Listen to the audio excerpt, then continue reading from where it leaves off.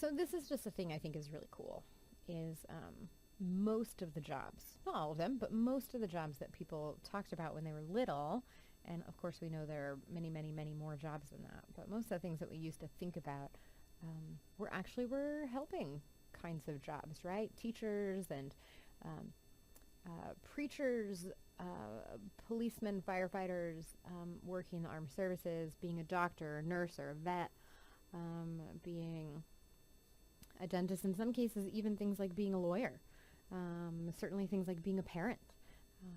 It's interesting to me and lovely how so many of the jobs that we want to have, even from the time that we are little, are what we would say pro-social.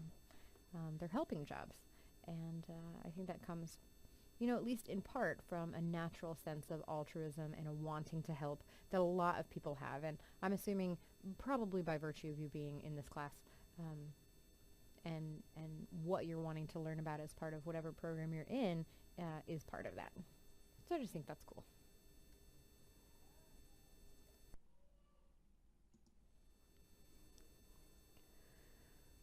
So for the purposes of this class, we are mostly going to be talking about what I'm calling here, this is just a Ellis term, is interpersonal helpers. So these are, people who want to be helpful with other people, not in, say, like a medical way. You're not probably a dietitian, or you're probably not in medical school to be a physician, so not a physical health kind of way. And right, so more people who are interested in helping other people with things like stress and relationships and just sort of living well.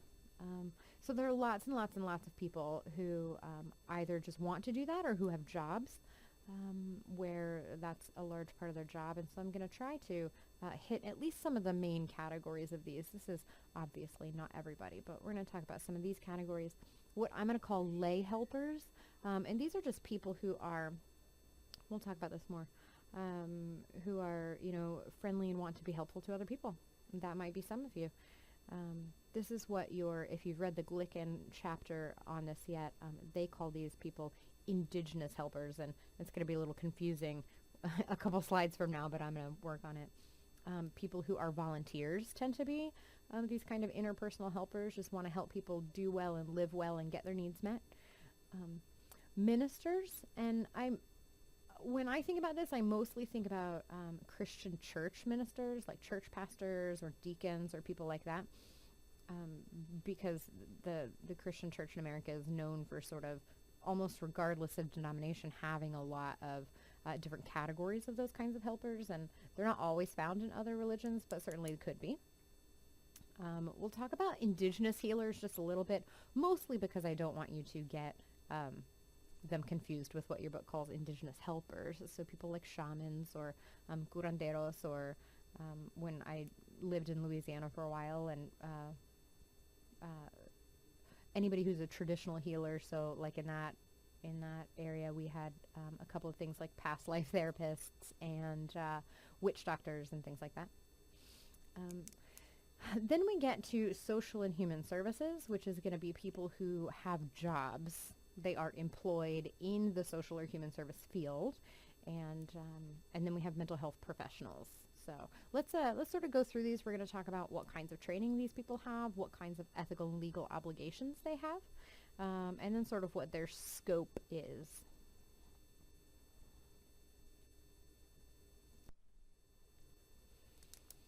All right, so let's talk about lay helpers, or as your book calls, Indigenous helpers. These are people who just have a really innate desire to help other people. These people often say that they're like naturally therapeutic, that they're good listeners, that people just for some reason always come to them with their problems. There's a lot of examples of this in your book. Sometimes these are people who have, had hard experiences in their own lives and want to give back to other people who are having a hard time.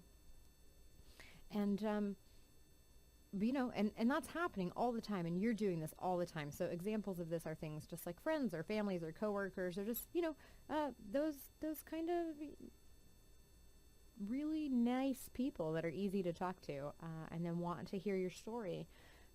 Generally speaking, if we're talking about a lay helper, we're talking about somebody who has no related academic training or professional training or anything like that. That doesn't, I want to be clear, that doesn't make that a problem. It doesn't mean that you can't be a friend to your friend or help a family member or anything like that. Specifically what it means is that it's very hard to define what scope and responsibilities a lay helper has. When we get to talking about people like mental health professionals, they have both ethical and legal obligations, and if they violate those, they can lose their license, they can be sued, they have training to make sure that they can do that. Lay helpers often have exceptionally beautiful intentions, but if they do something that they shouldn't do, if they break your confidence, or if they or if they advise you badly or something like that, there's nothing you can do about it. There's no recourse. They don't actually have any, they certainly have no legal obligation to, advise you wisely or to do anything like that. And if they have an ethical obligation, it's just sort of like a personal moral obligation. So just want to make that distinction. So I'm going to suggest that the scope and responsibilities of a lay helper is pretty much listening well and supporting. And we're going to talk about that a little bit more at the end of this presentation, and we're going to talk about it throughout the class, how we can do that, because it's also partly the function of all these other kinds of people that we're talking about.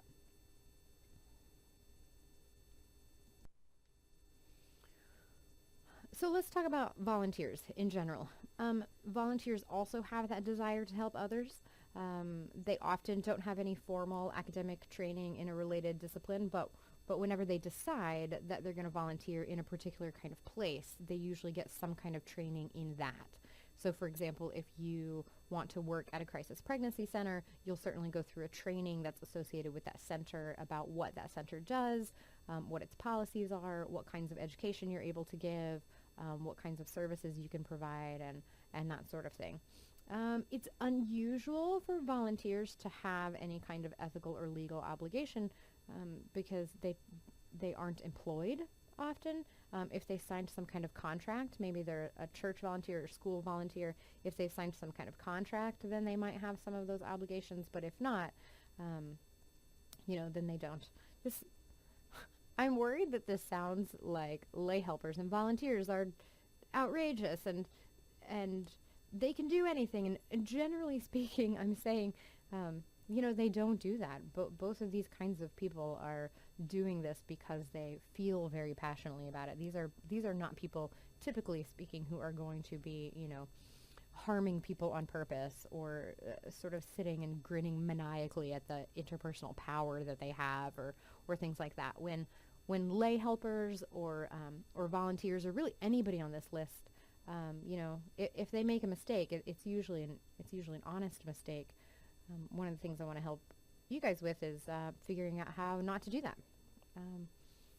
because we can help people better when we're not doing that. So I'm going to say scope and responsibilities for volunteers sort of depends on the capacity in which you volunteer, but this is usually helping people with providing them with resources, helping them get access to resources, helping them with specific tasks. They may have also the sort of listening well and supporting function.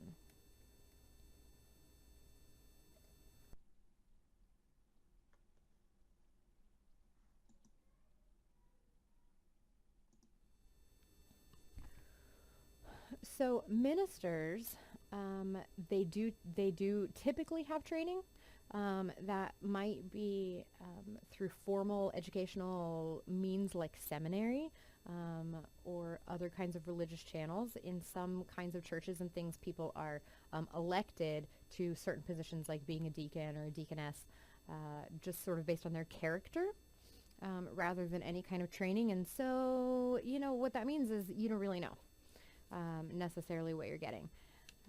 You would,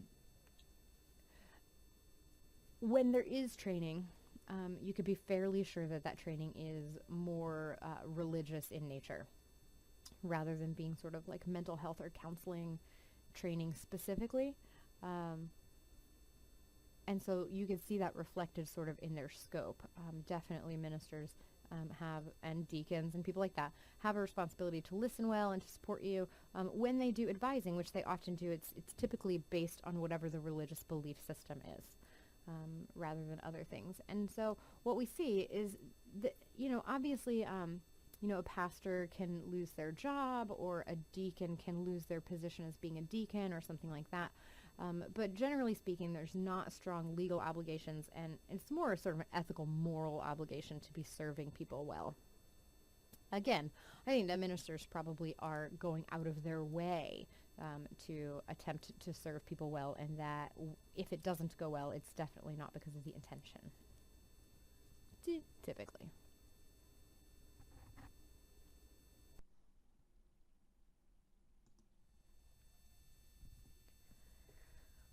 Okay, so again, really just put Indigenous healers, faith healers, traditional healers, lots of different terms for this group of people on here, because your book calls lay helpers Indigenous helpers. And that's true. That's kind of a form of Indigenous help, certainly. For our purposes and the way we're going to define this, I would say Indigenous healers tend to be apprenticed.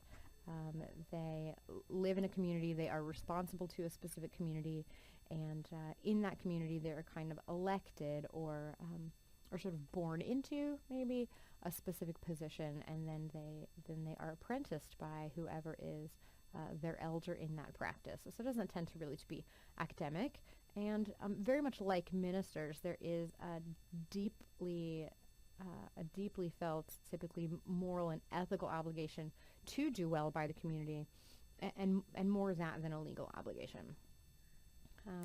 So the scope of Indigenous healers is actually pretty huge.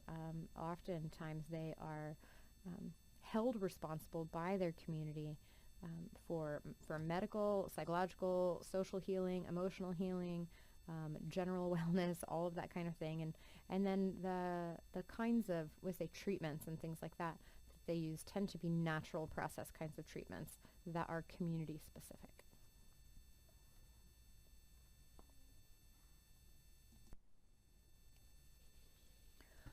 Okay, so now we're getting more into the professions. Being a member of the social or human services profession can mean a couple of things. It might mean that a person has undergraduate or graduate academic training. So a person might have something like an undergraduate degree in psychology or sociology. They might have a graduate degree in something like social work.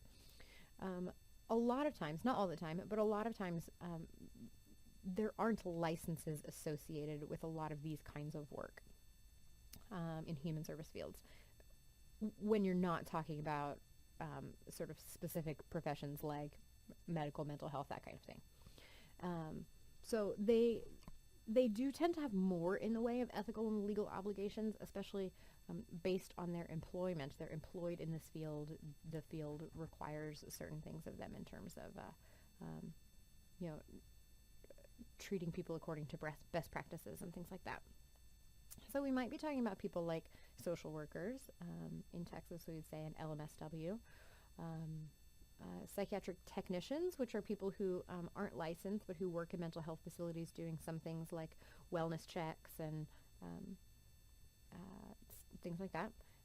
People who run rehab facilities, community service managers, who tend to be people who are kind of like administrators over volunteer organizations, things like that. And hold on to life coaches, because I'm going to talk about it more in just a minute. The scope and responsibilities for these groups of people depends a lot on what job they have. A lot of these kinds of jobs are about empowering people, about helping them with access to their resources. It certainly may involve a certain amount of informal kind of interpersonal helping in the form of listening and support, as we're going to talk about more in a little bit. I want to mention life coaches because life coaching is a super duper unregulated discipline. I don't even know if you could call it a discipline. This is just a thing that some people decided. And I want you to be very cautious if you are choosing a life coaching program, if you are choosing a life coach, if you are advising to a friend that they choose a life coach. Life coaching can be quite lucrative, but there's absolutely there's no professional standard. There are no ethics codes for life coaches that they have to follow. There are, I mean, I'm not saying that there aren't some great life coaches. I'm sure that there are, and there are some professional organizations that, do their best to kind of, I don't know, put forward some guidelines or things for the field in terms of what people should know, but there just isn't that yet. There just isn't, you can't really know what you're getting from a life coach, and so I just want to caution you about paying, $300 an hour for something if you're not sure what you're getting, and you're not sure what their scope of practice is, and if they're acting within their scope of practice, because, they don't have one. So that's difficult. If that's a path that you want to take because that's something that you feel like you want to do, I would encourage you to really, really, really do your homework. There hasn't been a lot of legislation about life coaches because we usually don't make legislation until there are lawsuits. So just be careful. It's really still a very quite unregulated kind of field. And if that's the kind of thing that you want to do, or a person you want to go see, you want to really be advertising yourself well, and they want to be sort of very clear in their advertising. You want to know what you're getting. In general, until that field stabilizes a little bit more, I would suggest maybe heading towards one of the more traditional mental health kinds of areas. So there you go. I'm definitely open to talking about this issue with anybody who wants to talk about it more. I think there's potential there. I just don't think it's really, it's just kind of a scary area right now.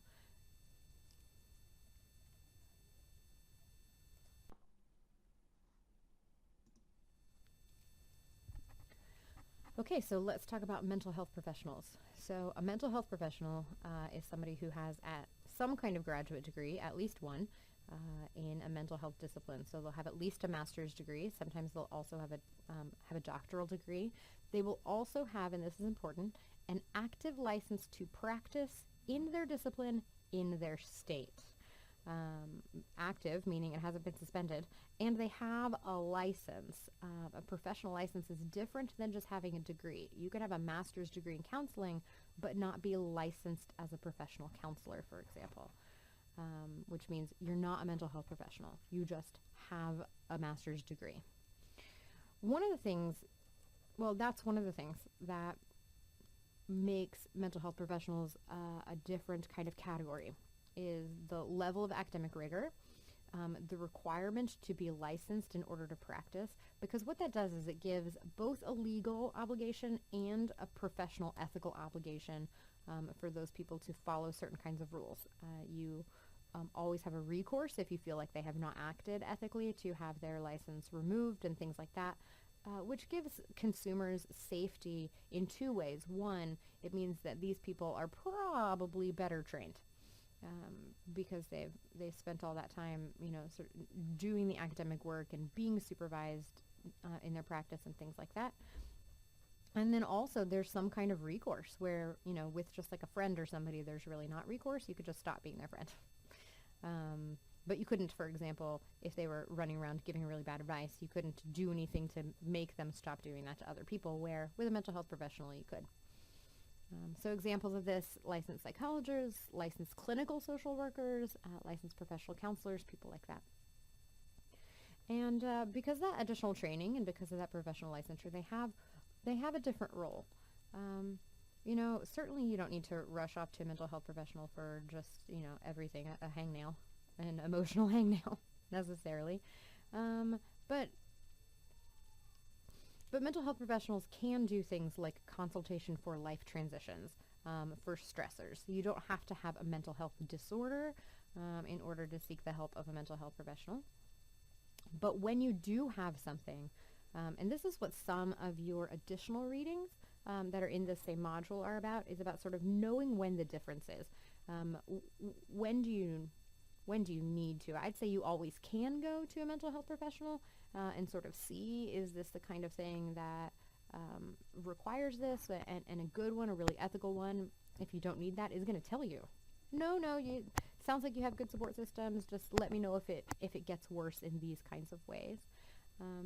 But because a mental health professional can do the assessment and diagnosis of mental health conditions, they're the only people on this list who are qualified to help with mental health conditions. So one of the things some of your readings are about, like I said, is kind of noticing the difference between something that really requires this level of care. And then, of course, the treatment of mental health conditions, typically through psychosocial treatments, meaning therapy, psychotherapy or counseling, almost never medication. That tends to be a physician or a psychiatrist. There are a couple of states where psychologists with additional training are allowed to do prescribing for psychotropic medications only, but that's just sort of like an exception. Generally speaking, we're talking about things like psychotherapy. And then mental health professionals also do things like psychoeducation, which is teaching people what we know from the research literature about certain kinds of healthy practices and stuff like that. So you can do that at the individual level or the community level. And I put it on here because it's quite different than advice giving. One of my main jobs is training people to be counselors, and this is one of the things that I tell them is it's psychoeducation if you can find it in the research literature and tell a client where it comes from, rather than advice giving, which we're going to talk a little bit more in the next couple slides about how it turns out to be typically more harmful than it is helpful. So there you go.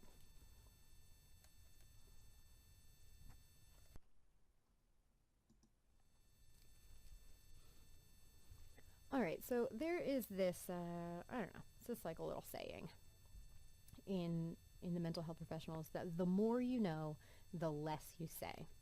And I want to encourage you in this way, people who are really scientists are the people who don't say the word prove. Because they know better, because they know that science is always changing as we get more information. We know that we don't prove theories, we only get data to support theories. And it's other people who kind of go around with just a little bit of information who aren't scientists, who don't have training and background, who make kind of, outlandish statements about what they know to be true about, biology or physics or the universe or things like that. And we want to avoid that. And so I think that's really interesting because it's one of the things that we do in the mental health fields is we know that, the more we know, the more training you get, the better of a counselor you are. Turns out the less you say. And there's two reasons for that. And one reason for that is not to harm people. So let's talk about some of the ways that people can be harmed. The main way that I want to talk to you about today is about boundaries of competence. So we want to work inside, this is why we've been talking about scope and responsibility all this time, inside our boundaries of competence. Now, that is a fancy term, and in the mental health fields, really what it means is the areas you've been trained in. And training means that you have learned about it didactically, academically, in class, and also that you have practiced it under the supervision of someone else. So, for example, you shouldn't go to a therapist and then your therapist say something to you like, so a psychologist or counselor, things like that, and have them say, I don't have any experience in what you're dealing with, but I have some ideas about it anyway that I could just give you, or I could just read a book about it, and then by next week I'll definitely know what to do. No. We do not consider that person to be competent in that area. And so one of our ethical and legal obligations as mental health professionals is to work inside our boundaries of competence. Now, here is a question for you. We can define boundaries of competence because we are professionally licensed. And so it's that component of regulation on our field that can say, what the definition of boundaries of competence is. What about for people who are Indigenous or lay helpers, who are volunteers, who are ministers? Where's their boundaries of competence? Is your pastor competent to advise you on anything that has to do with the Bible? I don't know. Maybe. Are they competent to, counsel you about everything else in ways that is not religiously oriented. I don't know. What about you? A lot of people, and this is one of those things that often causes more harm. We'll talk about more in the next slide too. But just because you have been through something similar, doesn't make you qualified to tell other people how to handle it. So this is just left as a question without an answer on here because there's not really an answer. But it's something that I want to put on your mind so that you can be thinking about it. Am I helping people within my boundaries of competence? If you realize that you have a desire to keep helping people outside your boundaries of competence, honestly, that's a very good sign that maybe what you want to do is go to school, get more schooling, get into a program that can expand your boundaries of competence for that. And, okay, so I'm going to make a couple of very clear statements to you. One, it is illegal to identify yourself as a mental health professional if you're not one. So, for example, in the state of Texas, the term licensed professional counselor is a protected term. And if you tell people that you are that, or you lead them to believe that you are that, when you're not, you are going to lose that battle in court. I guarantee you. Now, there are some terms that are not protected, much to our dismay, like therapist. So you can just kind of like say that and just do whatever you want, and you can still get sued, don't get me wrong, because anybody can sue anybody for anything at any time. But there are lots of ways to skirt around that, and I just want to encourage you not to do that. So, for example, let me be very specific. I don't want people to leave these 4-course certificate programs with something like a certificate in marriage and family studies and then market yourself in a way that says, oh, well, I have a certificate in this. I can help you with your marriage. You might have some good information to share with people or things like that in an informal kind of way. I will tell you, you will get into a lot more trouble if you enter into professional relationships with people based on inappropriate credentials, right? So people are paying you for advice giving or stuff like that. Beyond that being illegal, it is unethical to lead people to believe you're qualified to help them or advise them in a way that's outside your boundaries of competence, even if you have good intentions. And I believe you probably have really good intentions all the time. I am not just speaking to my lay helpers right now. I am also speaking to my counseling students. I am speaking to people who are licensed mental health professionals who might be in here. We all have the potential to harm clients when we're working outside our boundaries of competence. So let's don't.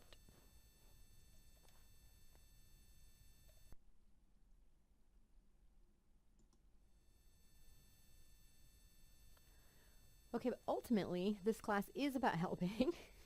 So let's talk about this. And we'll do this as we sort of go through the class, talk about ways that you can be very, very helpful in a way that is ethical and honoring. This rule actually still applies. The more you know, the less you say.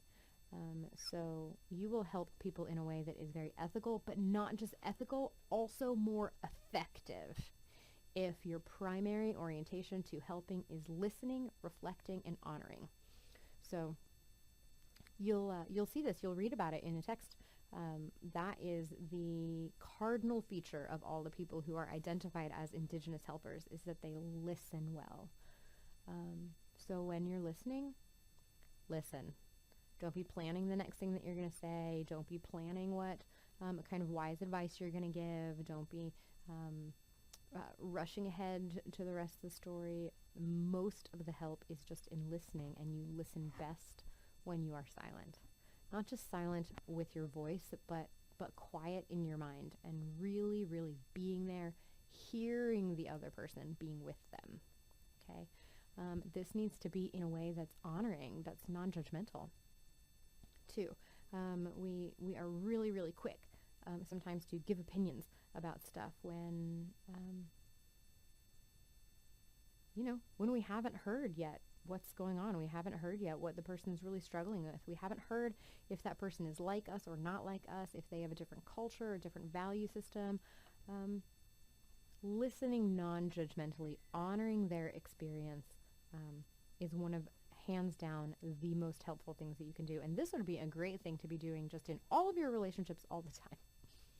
Along with, and I'm going to teach you a great little counseling skill here if you don't have it yet, reflecting. Reflecting means that you show the other person that you're listening by giving their words back to them. So that might be sort of summarizing the story that they've told you to let them know that you're listening. It might be just sort of saying back something like, yeah, I hear that you're very sad, emphasizing the parts that they thought were important, that they emphasized, letting them feel heard. This is, when you talk to a little kid and they'll be like, I found a rock.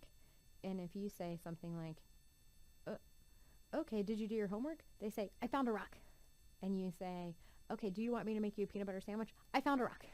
They will not stop saying it until you say, oh, you found a rock. And after you say that, after they have felt heard, they can sort of move forward. They can give themselves a little bit more brain space for whatever might come up for them next. So reflecting, even with adults, we didn't lose that. We never lost that need to hear our words back, to let us know that people are really hearing us. So there you go. Listening in a way that's non-judgmental and reflecting back so that people know that you are listening. Okay?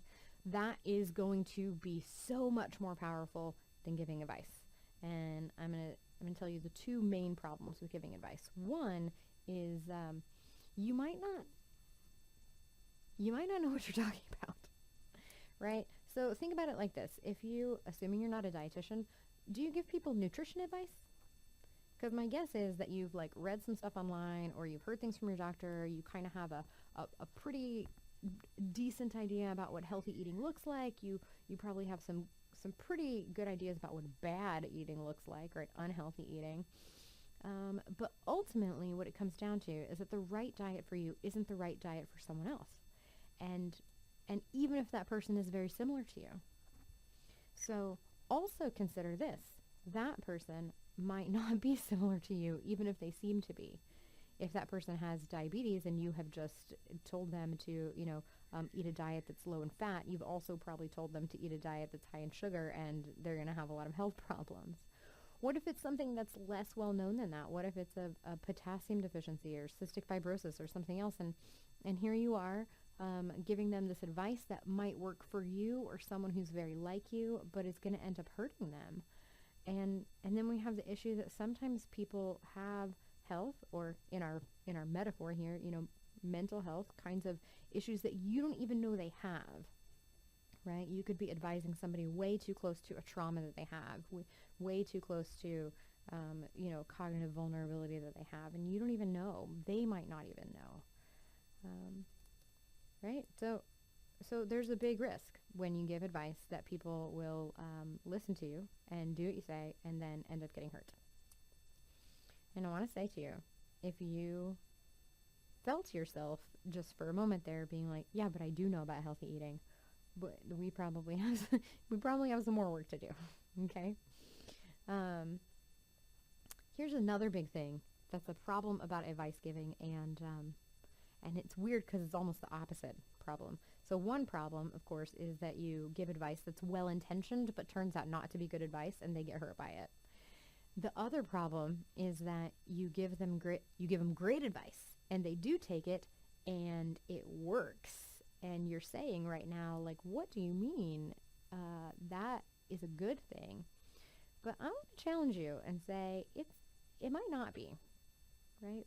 If you give them great advice and they take it and it works, you might have given them good advice, but you took away something really important from them. You took away their power, right? So in the same way that if you advise them to do something, it goes badly, they can blame you. If you advise them to do something and they do it and it goes well, they still have to blame you. You get the credit for it. They don't get to internalize it. They don't get to have that internal locus of control. They don't get to use it for their future growth. it makes them dependent on you, and it doesn't empower them, and it doesn't really support them. So I just want to really caution you away from the advice giving, and into these very, very healthy, helpful patterns of communication, listening, non-judgment, reflection, right? So for example, in our nutrition kind of example, you don't need to tell them what to eat or what to do. You don't need to shame them, and you don't need to give them advice. But what would be probably really not harmful and quite helpful is to sort of just listen to what their challenges are. They probably, for one thing, already have a pretty good idea about what they should be doing. It's not that they're not doing it just because nobody's told them, right? So just listen about other challenges, right? Just being supportive. Maybe a nice open question like, well, I mean, when you're feeling great, what are you eating then? That's about them, and it's asking about and honoring their experience and their bodies and their self-knowledge, and it's not assuming that you know best about what they do. So my hope is to continue to do things like this, help you develop skills to do what I know is important to you, which is to be effective in your own life in terms of resilience and coping, and to help others, and to do it well. So, all right, that's the end of this one.